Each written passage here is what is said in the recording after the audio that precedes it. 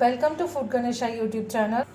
સરગવાનું શાક બનાવવા માટે સૌથી પહેલાં આપણે શિંગદાણા અધકચરા શેકવાના છે. 2-3 મિનિટમાં શિંગદાણા આ રીતે શેકાઈ જશે, તેનો ફૂટવાનો અવાજ આવશે અને થોડો કલર ચેન્જ થશે એટલે આપણે ગેસ બંધ કરી દઈશું. તો સરગવાનું શાક માટે મેં સરગવો લીધો છે 5, 2 નાના ટામેટાં, બટાકા અને કાંદા લીધા છે. સરગવાની સ્ટીકને આપણે આ રીતે છોલી દઈશું. આખી સ્ટીક તમારે આ રીતે છોલી દેવાની છે. કુકરમાં આપણે આ રીતે શીંગના લાંબા કટકા કરવાના છે.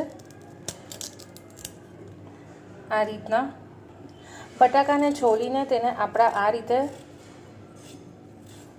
મોટા કટકા કરવાના છે.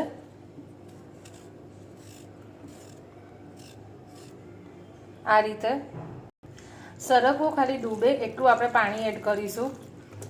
આટલું જ પાણી એડ કરવાનું છે. આટલું. ગેસ ઓન કરીને આપણે કુકરમાં ખાલી 5 જ મિનિટ થવા દેવાનું છે. 1, 2, 3 એવી સીટી નથી વગાડવાની, ખાલી આપણે 5 જ મિનિટ થવા દઈશું.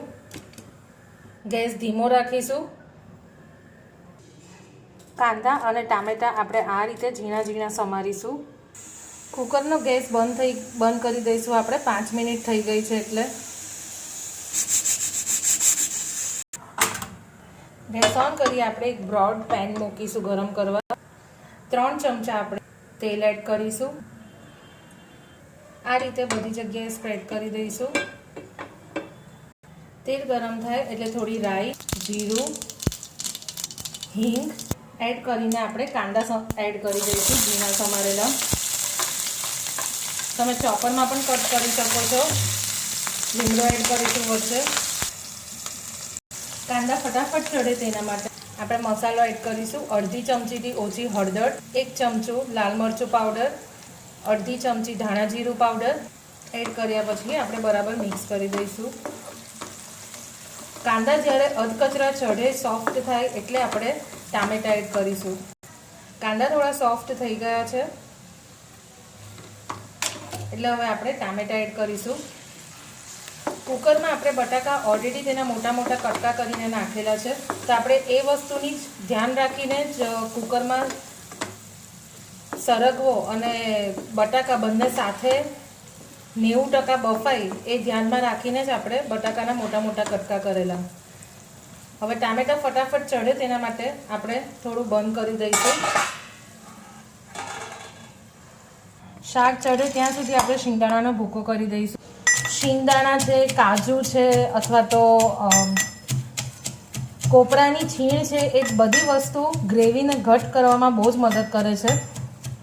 તો આપણે અધકચરા મોટા જ વાટીશું. આ રીતે મેં શિંગદાણામાંથી છોતરા પણ દૂર કરી દીધા છે. તો કાંદા અને ટામેટાં ઓલમોસ્ટ બંને સરસ ચડી ગયા છે.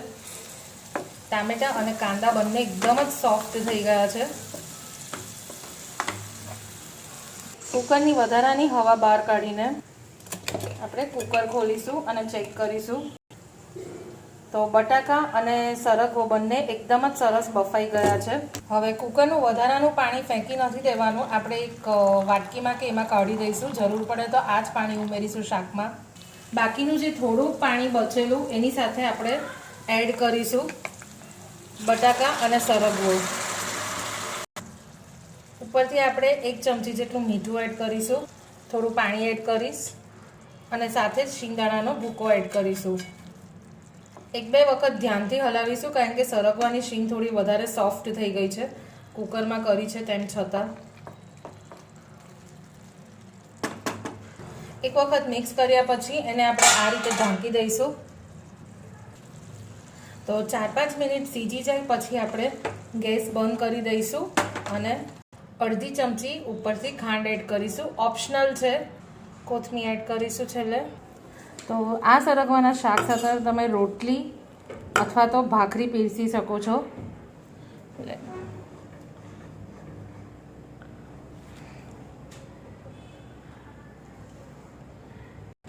કેવો લાગ્યો કોસ્તો? મસ્ત લાગ્યું. ખાઈશ ને?